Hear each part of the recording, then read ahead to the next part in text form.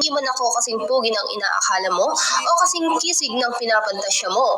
Pero pag ako'y sinagot mo, tiyak pati bulaklak mo, didiligan ko. TFT Admin Sir Ferdinand. Hello, TFT family. Before I start, please allow me to wish a happy birthday to our good founder, good friend, and sister. Happy birthday, TFT founder, Miss G.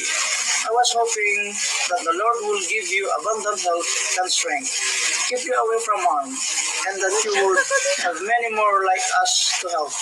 Enjoy your birthday, enjoy your life, because God always guides. More birthdays to come, Miss G. Siya naman ang nagsasabing sumugal ka lang ng sumugal sa ocean hunt, wag lang sa lalaking hindi ka naman kayang maging sapat. Ipinapakilala, Admin Efrael. Happy birthday, Ate T.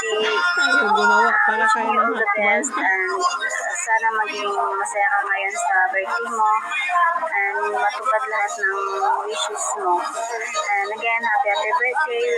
Siya naman ang nagsasabing hindi daw siya mahilig sa saging, pero kung saging ng kanyang partner ang kanyang kakainin, aba, kahit araw-arawin. Rar!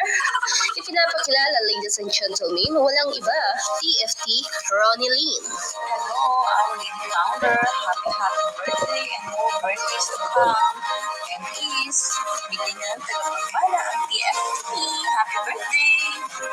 Siya naman ang babaeng pwede niyong mahalin pero hindi niyo pwedeng kontrolin. TFT Admin Hensel. Hi, Miss G. Happy birthday.